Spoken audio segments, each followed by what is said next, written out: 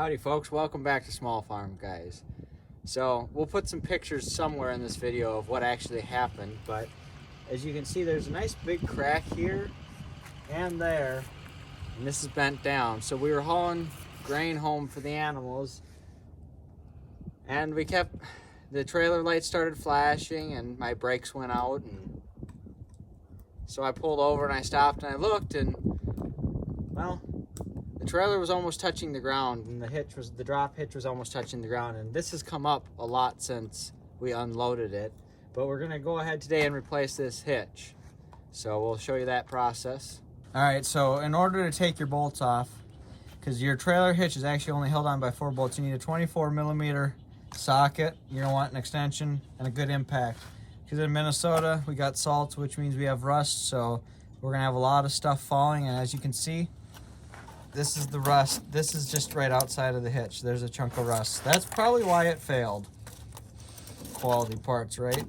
So you just go ahead, and there's 4 bolts along the side here. Just get them in there. You gotta kind of wiggle it around this spare tire, and you might have to drop your spare tire. But then you just go ahead and impact them out. You're gonna want a good impact. All right, so we've got the one that we took out, one here. We're probably gonna have to remove the spare tire. And then we got two more. And down there's one right here. It's hard to see with all the rust because it's not as shiny, but there's 4 on this side and 4 on your passenger side. So we'll go ahead and get these bolts out, and then we'll take you along for the next steps.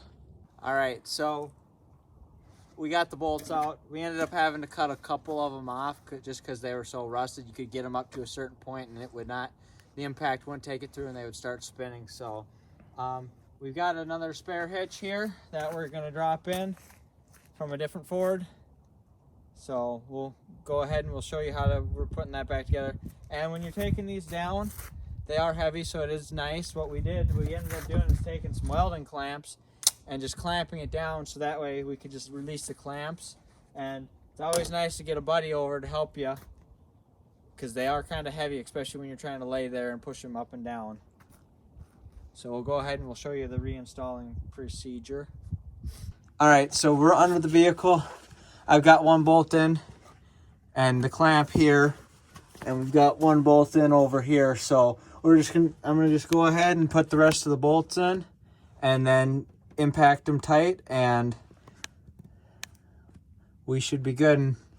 And so that's the progress there. We just getting these in, hand tight. I got to still put the second one in there, but we'll get the back ones in. I'll get back to you when we got all 4 bolts in. All right, so we've got all 4 bolts on this side. Got all 4 bolts reattached on that side now. Last step would be going ahead and just cranking up your spare tire, make sure that's tight, and then you should be good to put your hitch back in and start pulling again. Or so we hope. So stay tuned, you guys. Keep in touch. Like, comment, and subscribe. Thanks for watching.